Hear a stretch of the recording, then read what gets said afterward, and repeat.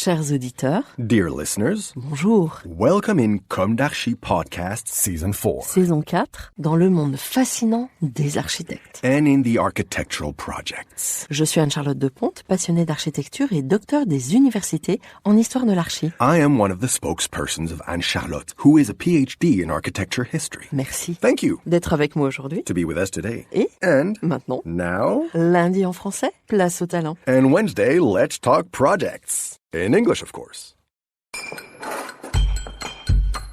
Bienvenue dans Comme d'Archi.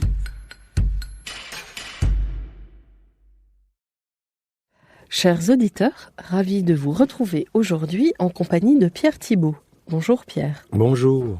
Bienvenue dans Comme d'Archi.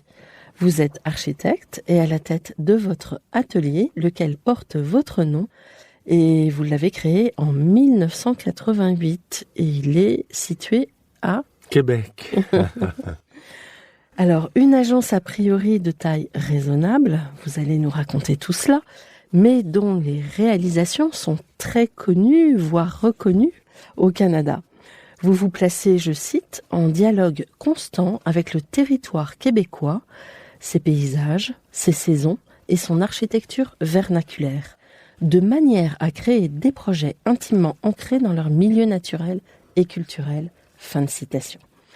Vous avez longtemps enseigné, je crois, et vous avez été aussi invité par le MIT à enseigner. Oui, bien sûr. J'ai Pendant passé 2 ans, ans. oui. Ouais. Oui, mais je continue à enseigner. Je suis toujours professeur à l'école d'architecture à Québec. Et chose un peu étonnante, la majorité de mes étudiants sont des Français. Alors, je vous raconterai. Je suis très curieuse de savoir ça. Alors, événement, vous venez exposer en France du 15 avril au 27 mai 2023 sur le thème Territoire et paysage à la fameuse galerie d'architecture située 11 rue des Blancs-Manteaux à Paris dans le 4e arrondissement. Galerie que tout le monde connaît ici dans le milieu de l'architecture. Alors, pour ce faire, vos maquettes ont traversé l'océan Atlantique. Beaucoup de maquettes, je crois. Combien ? Oui, on a une quarantaine de maquettes. Donc, Wow. c'était bien des valises. Là. Pas trop de dégâts non plus. Des fois, souvent, oui, dans les ouais. transports, ça peut être problématique. Elles ont voyagé comment ? En fait, on a trouvé un système qui était le plus simple. C'est que on est une dizaine à l'agence. Tout le monde est venu à Paris. Donc, chacun avait 2 valises. Et bien, tout était protégé. Donc, on a toutes des valises identiques. On a placé toutes les maquettes dans l'avion. Alors, elles sont arrivées à bon port. Formidable. Alors, vous allez peut-être commencer par nous révéler le pourquoi de cette exposition. Écoutez, j'ai une relation, je dirais, quand même un peu particulière avec la France.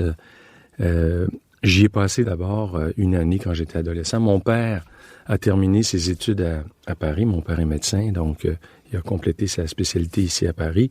Et lorsque j'étais adolescent, à 15 ans, un soir, je me rappelle un souper, il a dit « Les enfants, l'an prochain, on s'en va tous à Paris. » Alors là, j'étais un peu quand même... J'avais 15 ans, mes amis, pas possible. Puis, C'est l'âge pire. et quand tu as 15 ans, à l'époque, il n'y avait pas FaceTime ou tout ça, donc tu partais pendant 1 heure. Là. Même le téléphone, c'était compliqué. Alors, je me suis dit, oh là là, qu'est-ce que ce sera? Et ça a été une année formidable. Comme je dis, à 15 ans, j'ai connu probablement plus de monde dans cette année-là que je n'avais connu depuis que j'étais au monde. Donc, et c'était il y a quand même un certain nombre d'années. On voyageait moins, donc on a eu facilement la possibilité de se faire des amis. Et moi, comme j'étais déjà fasciné par l'architecture, de vivre dans un autre milieu. Donc, Québec est une ville de moyenne taille. Donc, aujourd'hui, il fait quoi?